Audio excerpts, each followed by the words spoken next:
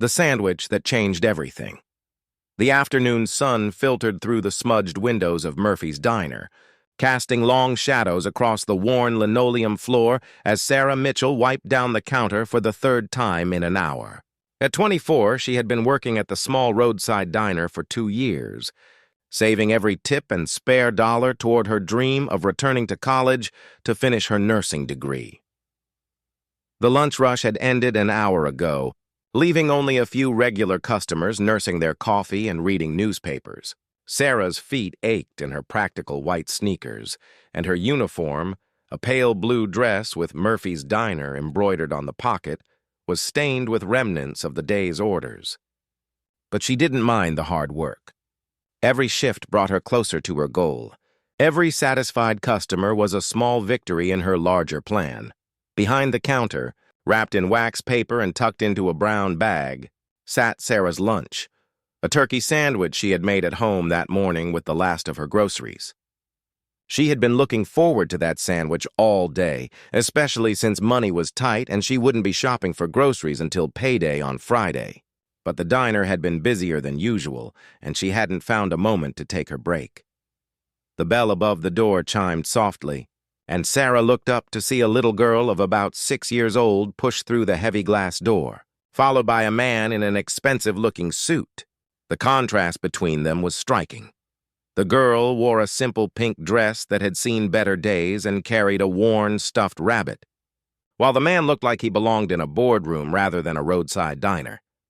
"Just sit anywhere you'd like," Sarah called out with the warm smile she reserved for all her customers, regardless of whether they looked like they'd order coffee and pie or just ask for directions. The man, tall with kind eyes and graying temples, guided the little girl to a booth by the window. Sarah noticed how he helped her slide across the cracked vinyl seat, how he positioned her stuffed rabbit just so against the wall, and how his entire attention focused on making sure she was comfortable. "What can I get for you folks today?" Sarah asked, approaching their table with menus and a pitcher of ice water. "Could we have a few minutes to look?" the man asked politely. His voice carried the educated tone of someone used to being listened to, but there was something tired about his expression, something that spoke of recent stress or worry. "Of course. Take all the time you need." As Sarah returned to her station behind the counter, she couldn't help but observe the pair.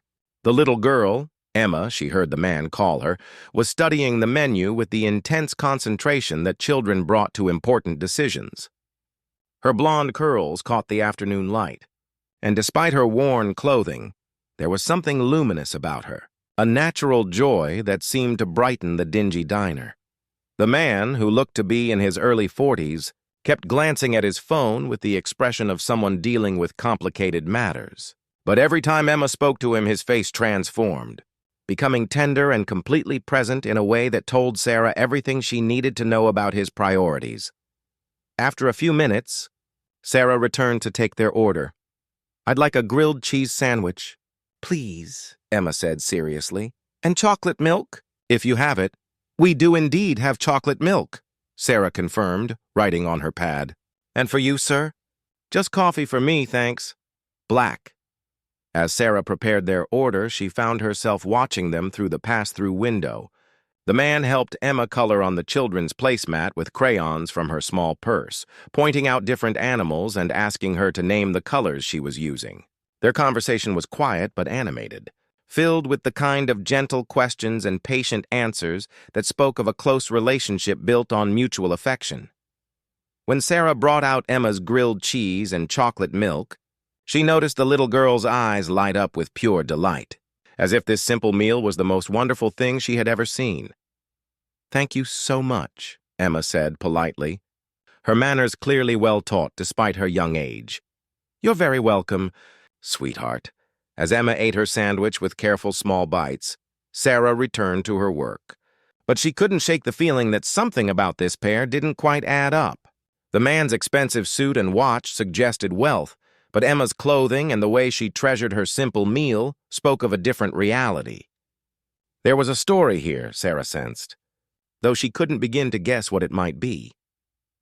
20 minutes later, as Sarah was refilling the coffee pot, she heard a small voice call out, "Excuse me, miss." Sarah turned to find Emma standing beside the counter, her stuffed rabbit tucked under one arm.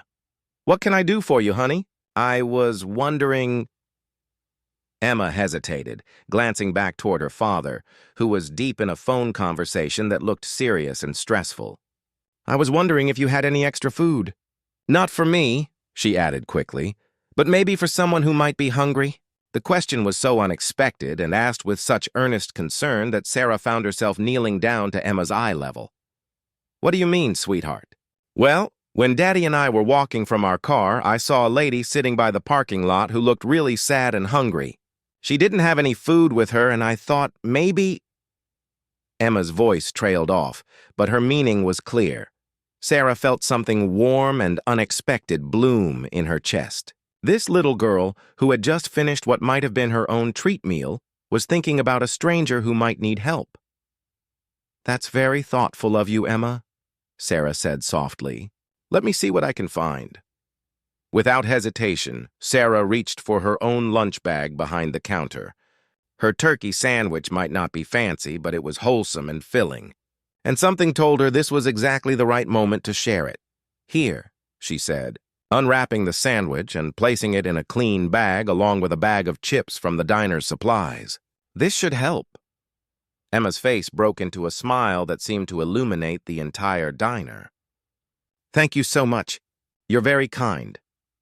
As Emma returned to her father with the bag, Sarah watched the man end his phone call and listen as his daughter explained what had happened.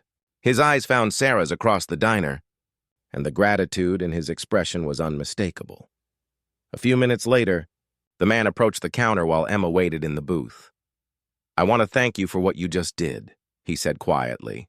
"Emma has always had a generous heart, but it means the world to me when adults encourage that kindness instead of dismissing it." "She's a special little girl," Sarah replied. "You should be very proud." "I am." He paused, studying Sarah's face with the attention of someone who had learned to read people quickly and accurately. "I'm Marcus Wellington, by the way. Sarah Mitchell. Nice to meet you."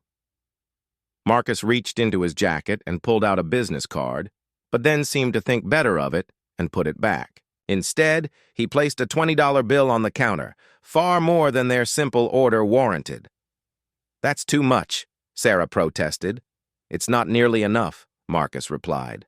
"You gave away your own lunch to help a stranger because my daughter asked.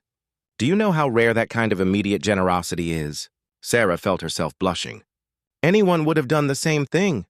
"No," Marcus said firmly but kindly. "They wouldn't have. Trust me on that." After they left, Sarah found herself thinking about the encounter throughout the rest of her shift. There had been something about Marcus Wellington. His name seemed vaguely familiar, though she couldn't place it. And the way he had looked at her, as if he was seeing something she didn't even know she was showing. 3 days later, Sarah was working the morning shift when a woman in a professional suit entered the diner and asked specifically for her. "Ms. Mitchell, my name is Jennifer Adams. I work for Wellington Technologies. Mr. Wellington would like to speak with you if you have a moment." Sarah felt her heart skip. Wellington Technologies was one of the largest employers in the state, a company she had heard about but never imagined having any connection to. "I'm not in trouble, am I?" Sarah asked, suddenly worried that she had somehow offended an important customer. "Quite the opposite," Jennifer smiled. "Mr. Wellington was very impressed by your kindness to his daughter the other day. He'd like to offer you an opportunity." An hour later, Sarah found herself in the executive offices of Wellington Technologies, sitting across from Marcus Wellington in a conference room with floor-to-ceiling windows that offered a stunning view of the city. "Emma hasn't stopped talking about you," Marcus began with a warm smile. "She keeps saying that the nice lady at the diner has a helper heart and that we should find more people like you." "She's a wonderful child," Sarah replied, still somewhat overwhelmed by her surroundings. "She is, and she's also an excellent judge of character." Marcus leaned forward slightly. "Sarah, I've built my company on the principle that the most valuable employees are those who act with integrity even when no one is watching, who show kindness without expecting recognition, and who put human decency ahead of personal convenience." Sarah wasn't sure where this conversation was heading, but she listened carefully. I understand you're saving money to return to school to study nursing, Marcus continued. Yes, sir. How did you... Sarah began, then stopped, realizing that someone with Marcus's resources could easily learn about her background. Wellington Technologies has a program that Pravi